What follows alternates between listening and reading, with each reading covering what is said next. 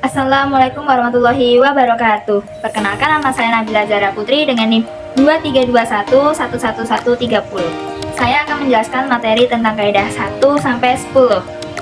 Langsung saja, kaidah yang pertama yaitu al-umuru bima qasidiha, yang berarti segala sesuatu tergantung pada tujuan atau niatnya. Artinya, niat yang tergantung dalam hati seseorang saat melakukan suatu perbuatan akan menentukan nilai dan status hukum amal perbuatan tersebut. Dalilnya dari kaidah tersebut yaitu innamal a'malu binniyat, yang artinya sesungguhnya segala perbuatan itu tergantung pada niatnya. Contohnya, setiap orang melakukan ibadah sholat wajib sebanyak 5 kali dalam sehari, namun belum tentu setiap orang memiliki nilai pahala yang sama karena berbagai faktor yang mempengaruhinya, salah satunya niat. Kaidah yang kedua yaitu al-yakinu la yuzalu bisyah, berarti keyakinan tidak dapat dihapus oleh keraguan. Dalilnya terdapat dalam Quran surat Yunus ayat 36. Artinya, kebanyakan mereka hanya mengikuti dugaan, sesungguhnya dugaan itu sedikit pun tidak berguna menyangkut kebenaran. Sesungguhnya Allah Maha mengetahui apa yang mereka lakukan. Contohnya, saat wanita yang sedang menstruasi meragukan apakah sudah berhenti atau belum, maka ia wajib mandi besar untuk sholat. Yang selanjutnya, kaidah yang ketiga yaitu al-masyaqqatu tajlibu taysir, berarti kesulitan mendatangkan kemudahan.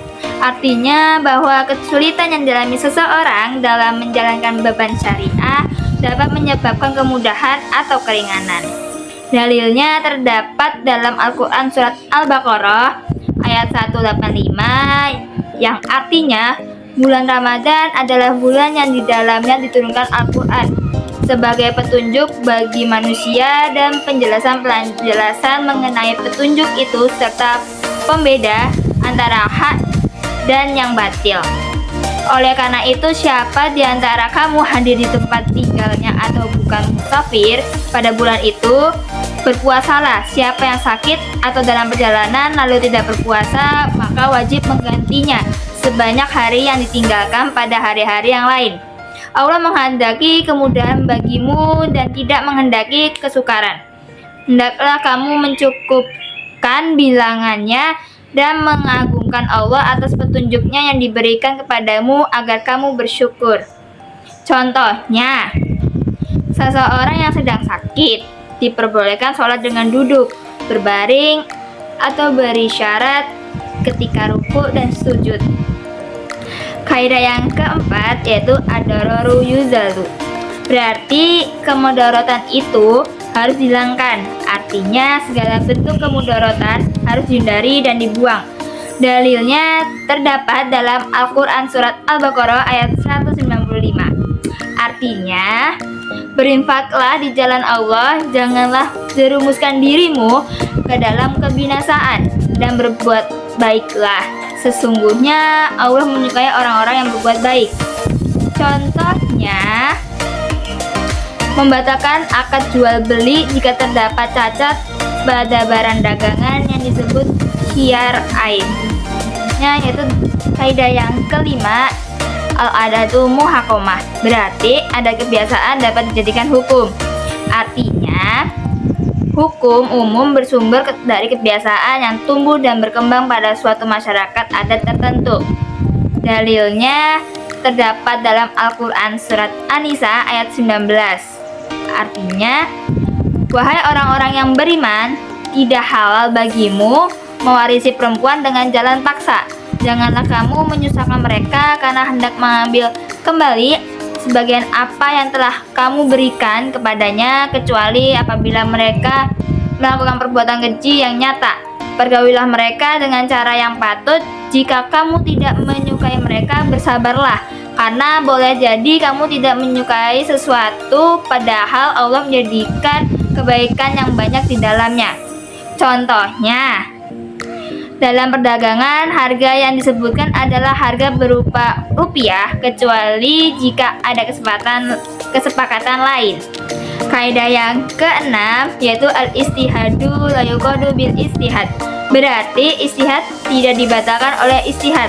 Artinya, hasil istihad seseorang tidak dapat dibatalkan oleh ijtihad orang lain dalam perkara yang sama.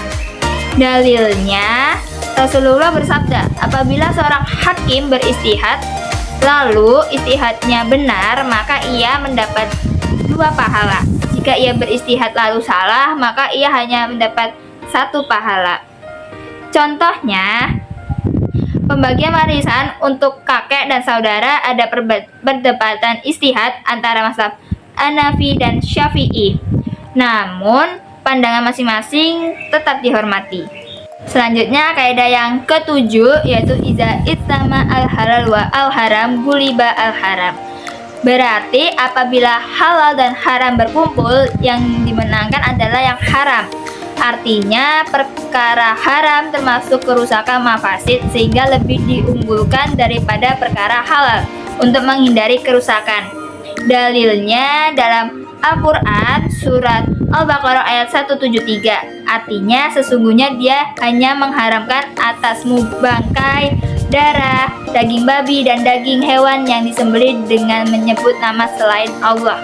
Akan tetapi siapa yang terpaksa memakannya bukan karena menginginkannya dan tidak pula melampaui batas, maka tidak ada dosa baginya. Sungguhnya Allah Maha Pengampun lagi Maha Penyayang. Contohnya, campuran uang haram dan halal. Jika uang haram dan halal bercampur dan sulit dipisahkan, lebih baik meninggalkan keduanya untuk menghindari kemungkinan memakan barang haram. Selanjutnya, kaidah yang ke-8 yaitu al-itsaru fil qurbat mahruhun wa fil ghairiha mahbubun. Berarti mengutamakan orang lain dalam urusan ibadah adalah makruh dan dalam urusan lain selain ibadah adalah disenangi. Dalilnya dalam Al-Quran surat Al-Hasr ayat 9.